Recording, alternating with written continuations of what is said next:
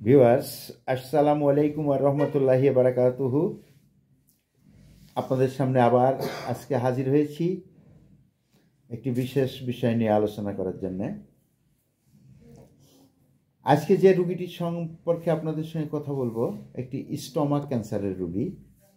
রোগীর নাম হচ্ছে আম্বিয়া খাতুন, গ্রাম চণ্ডীপুর, ঝিনাইদহ। প্রথম যখন এই রোগীর পেটে স্টমাকে ক্যান্সার ধরা পড়ে, তখন ঢাকাতে যে টেস্ট করার পর মেটাস্টেটিক অ্যাডিনোকার্সিনোমা ধরার পর ঢাকা থেকে 14টি কেমো দেওয়া হয়। 14টি কেমো দেওয়ার পর কিছুদিন পর রুগী পরবর্তীতে অনেক অসুস্থ হয়ে পড়ে, আরও খারাপ পরিস্থিতি চলে যায়। তখন ওনাকে সরাসরি এখান থেকে ঢাকার থেকে চিকিৎসা বন্ধ করিয়ে ওনাকে নিয়ে যাওয়া হয় হচ্ছে ভেলোরে যে রুগীর চিকিৎসা দেওয়ার জন্যে যখন সেখানে পৌঁছাই, পরীক্ষা নিরীক্ষা করে ভেলোর ডাক্তাররা দেখেন যে স্টমাকের অবস্থা খুবই খারাপ। রুগীকে জানায়, রুগীর লোকজনদেরকে জানায় যে এর অবস্থা খুবই খারাপ, সমস্ত স্টমাকে ক্যান্সার ছড়িয়ে গেছে, এটা আর সারার মতো অবস্থা নাই, দেশে ফিরিয়ে নিয়ে যান, যে কয়দিন বাঁচে। অতঃপর উনি হতাশ হয়ে দেশে ফিরে আসেন।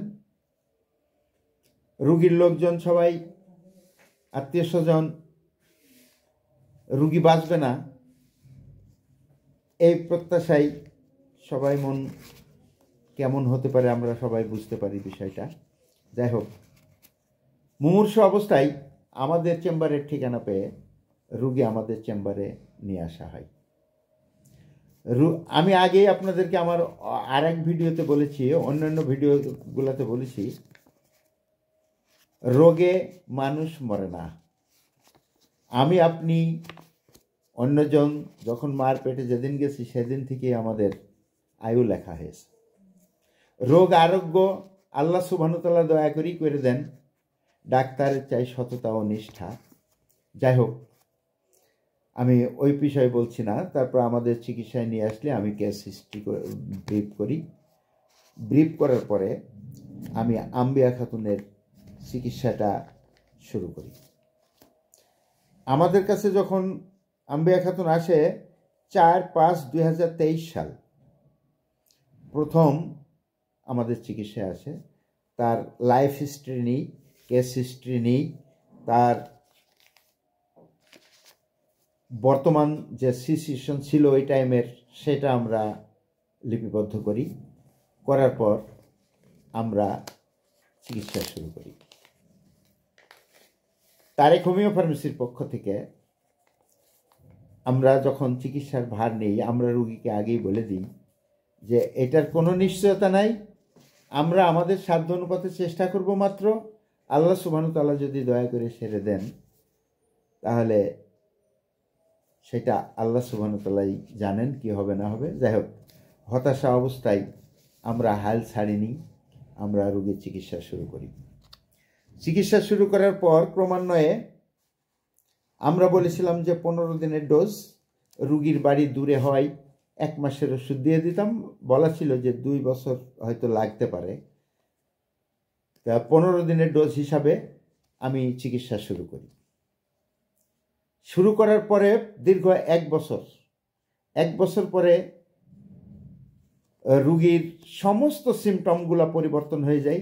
কিছুই খেতে পারত না, বমি হয়ে যেত, বমির রং ছিল চা কালার, বিভিন্ন রকম সিমটম, যে সিমটমগুলো আলোচনা করা অনেক সময় সাপেক্ষ, অত আলোচনা করছি না। যাই হোক, রুগীর সমস্ত সিমটমগুলো পরিবর্তন হয়ে যায়। পরিবর্তন হওয়ার পর মোটামুটি তারপরও চিকিৎসা আমরা করতে থাকি। চিকিৎসা করার পর পরবর্তীতে আবার তার ব্লাড টেস্ট করানো হয়। ব্লাড টেস্ট করার পরে ব্লাড টেস্টে তার যে রিপোর্ট আসে, রিপোর্টগুলো অত্যন্ত সুন্দর এবং খুবই ভালো একটা রিপোর্ট আসে। ব্লাড টেস্ট রিপোর্টে যখন তার ক্যান্সারের কোনো সিমটম আর নাই, আজ দীর্ঘ 2 বছর পর তাকে আমরা চিকিৎসা সমাপ্ত করি। মাঝে মাঝে আমাদের চেম্বারে আসেন এবং কেমন আছেন না আছেন বলা আছে যে আমাদেরকে জানানো, রোগের বিষয়টা কি অবস্থায় চলছে না চলছে আমাদেরকে জানানোর জন্য আমরা তাকে বলি মাসে মাসে বা 2-1 মাস পর আমাদের সঙ্গে দেখা করার জন্য। আজকে সে রুগী আমাদের সামনে এসছে। এখন তার পেটের স্টমাকের যে সমস্যা ছিল, সমস্যা কোনো কিছুই নাই, খাওয়া দাওয়া চলাফেরা স্বাভাবিক জীবনযাপন করছে। তাই আপনাদের কাছে আমাদের যে বিষয়টা বলার জন্য দিচ্ছি, রোগ হলেই যে মারা যাবেন এইটা না, রোগের চিকিৎসা আছে, চিকিৎসা করতে হবে, আল্লাহর উপরে ভরসা রাখতে হবে। সেই রুগীকেই আপনাদের সামনে দুটি কথা বলার জন্য বলছি, তার কাছে কিছু আপনারা শুনতে পারেন। হ্যাঁ, তোমার বিষয়টা তুমি পরিষ্কার করে বলো, কি কি হয়েছিল, কোথায় গিয়েছিলে, চিকিৎসার ভেলোর থেকে কিভাবে কি হলো, আসার পরে কেমন আছো? আমি প্রথম